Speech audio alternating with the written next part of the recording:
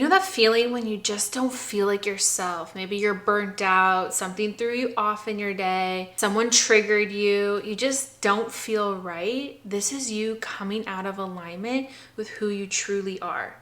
Welcome friends, I'm Ashlee. I help people heal what's standing in the way of manifesting their dreams. So get cozy. I got my blankie. It's a cozy day out.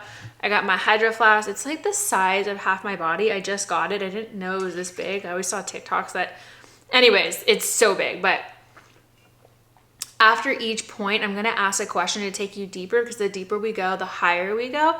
So if you want to take like a note on your phone to come back to or really reflect on it, you're more than welcome to. But let's dive into today's topic. Staying in alignment is actually very simple. Number one is starting off with the basics of spiritual practices. What are your daily routines? Your morning in-breath, out-breath, morning, evening routines. How are you coming in and out of your dream state? How are you starting your day? Now, this can go like a few different ways with spiritual practices.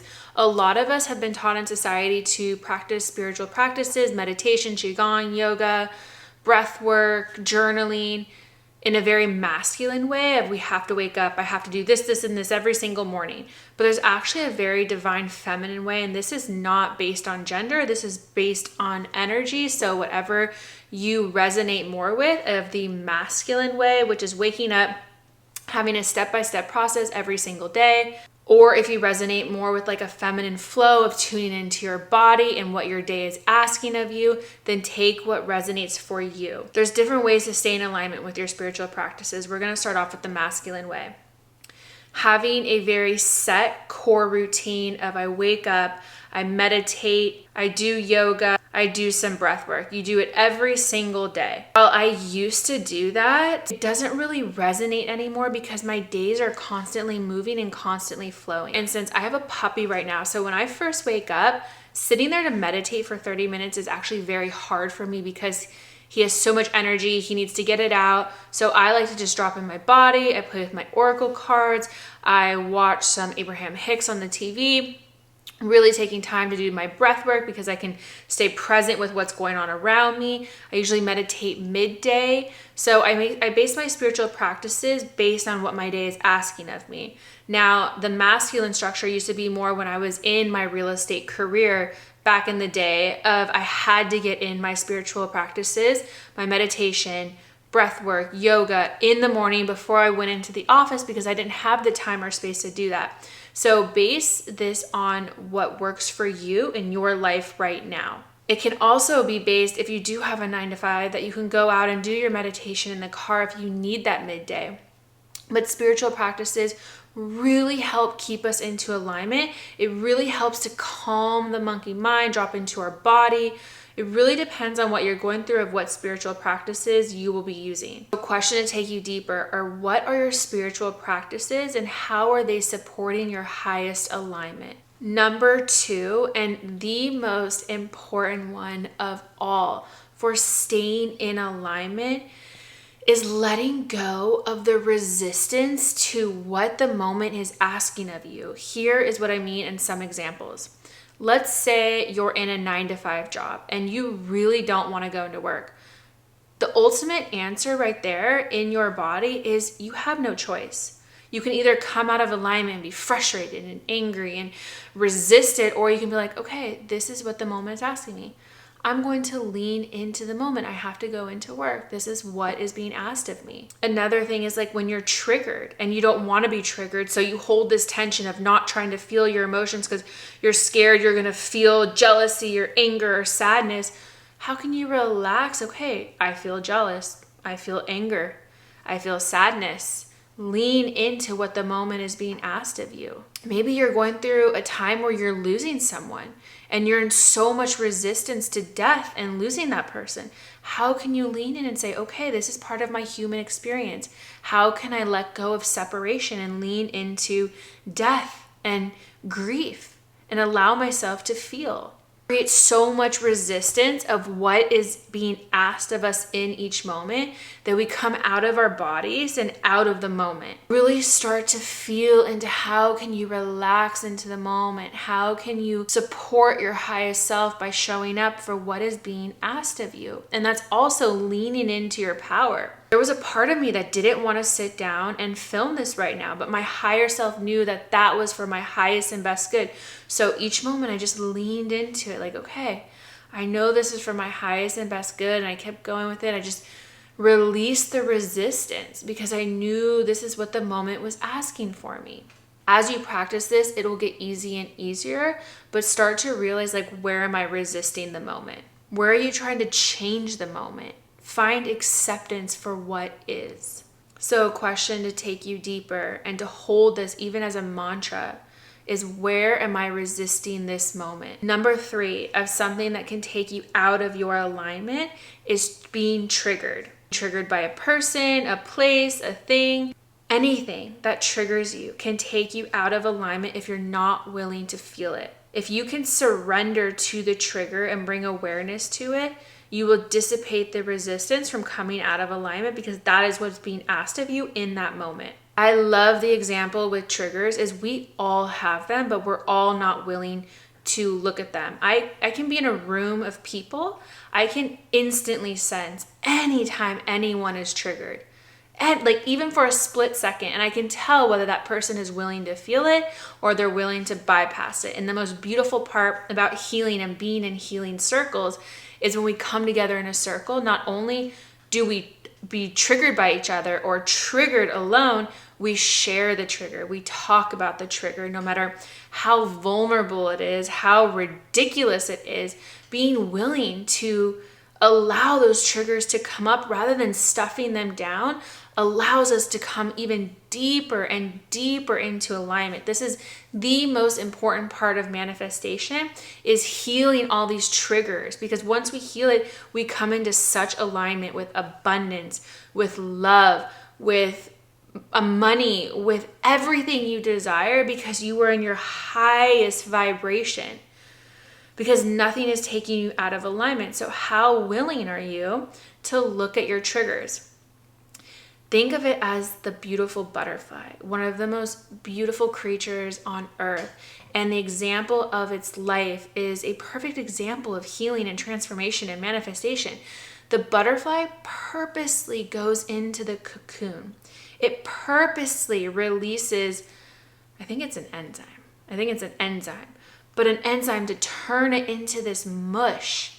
It turns itself into this mush to then transform into this beautiful butterfly. But it has to take time to be with itself, like be with your triggers, to transform into the highest alignment of yourself, where nothing can take you out of your alignment. Now, when I'm triggered by someone, even in their presence, even when I'm at the gym and something triggers me, I can come into my trigger in that moment. I'm not scared to, because my alignment with myself is the most important thing.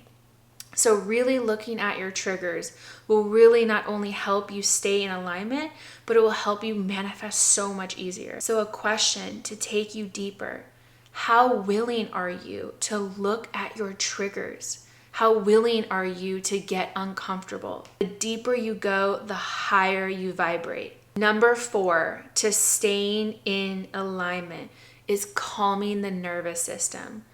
Your nervous system is the foundation, the core to being in your highest vibration. Think of your nervous system in manifestation like a circuit board.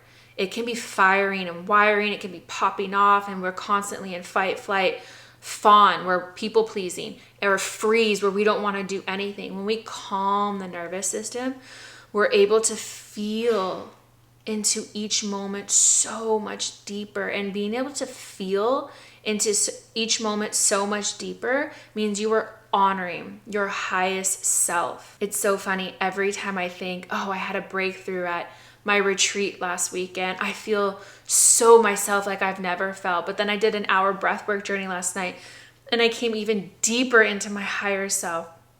This work isn't just there's a destination, it's a constant journey. And the more you are willing to open up and surrender to practices such as these, as calming your nervous system, the safer you will feel in your body.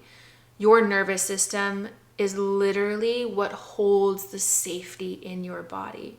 We all hear about, like I just said, the flight, the fawn, the freeze, the fight. And when we are in those responses, we are not honoring our true alignment, our true higher self. We are being taken out of our body, out of our human experience. So breath work, even just coming to meet your breath, just